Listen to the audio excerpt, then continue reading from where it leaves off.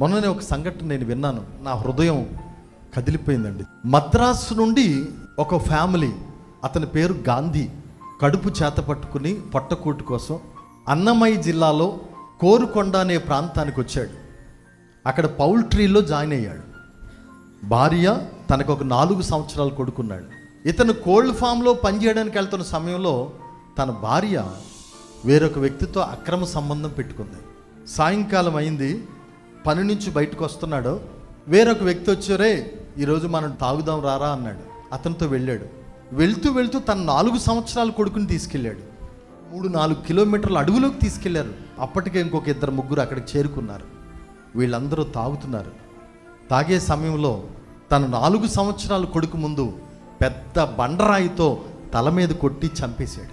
ఆ చిన్న బిడ్డ ముందే కన్న తండ్రిని తల మీద కొట్టి చంపేశాడు. పారిపోయారు వాళ్ళందరూ. రాత్రి అయిపోయింది. ఆ చిన్న బిడ్డ ఆ రాత్రంతా తండ్రి శవం దగ్గరే ఉన్నాడు. తండ్రిని కొడుతుంటే మా నాన్ననేమి చేయొద్దని పాపం కాళ్ళు పట్టుకున్నాడంట. 4 సంవత్సరాల కుర్రాడు ఎంత ఉంటాడండి?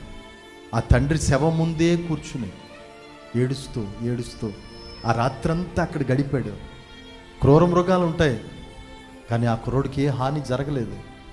ఆ తెల్లవారిపోయిన తర్వాత వాడు నడుచుకుంటూ అంగన్వాడీ దగ్గరికి వెళ్ళి అంగన్వాడీ టీచర్కి చెప్పాడు, టీచర్ గారు మా నాన్నని చంపేశారు అన్నాడు. ఎక్కడ్రా ఏంట్రా అంటే ఆ టీచర్ వెళ్ళి చూస్తే చచ్చిపోయి ఉన్నాడు నాన్న. వెంటనే పోలీస్ స్టేషన్కి రిపోర్ట్ చేసింది. పోలీసు వాళ్ళు వచ్చారు. ఆ కుర్రోడిని అడిగారు, ఏంట్రా అంటే ఆడు ఏ సమాధానం చెప్తాడు? తన భార్య అక్రమ సంబంధం పెట్టుకుని ఇద్దరు అనుకుని, ఇదిగో నీ భర్త అప్పుడప్పుడు అనుమానిస్తున్నాడు కదా, మన మధ్యలో కొంచెం అడ్డుగా ఉన్నాడు కదా, వాడిని తొలగించేద్దాం అనుకుని ప్లాన్ చేసుకుని భర్తని చంపేశారండి. పసిబిడ్డ ముందు చంపేశారు. ఆ పసిబిడ్డ హృదయం ఎంత గాయపడి ఉంటుంది. ఒకవేళ న్యాయస్థానం దోషుల్ని శిక్షించొచ్చేమో కానీ ఆ పసిబిడ్డకి న్యాయం చేయగలదా? ఆ పసిబిడ్డ మర్చిపోతాడు ఆ జీవితంలో. తల్లి ప్రేమ లేదు, తండ్రి నీడ లేదు, రోడ్డును పడ్డాడు. అబీగయల్ అంటారా ఇవిడిని?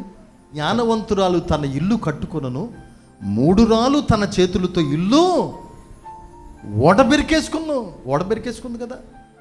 కొడుకుని రోడ్డు పాలు చేసింది, భర్తని చంపుకుంది. ఇది జైలు పాలయ్యింది. జీవితం చూడండి.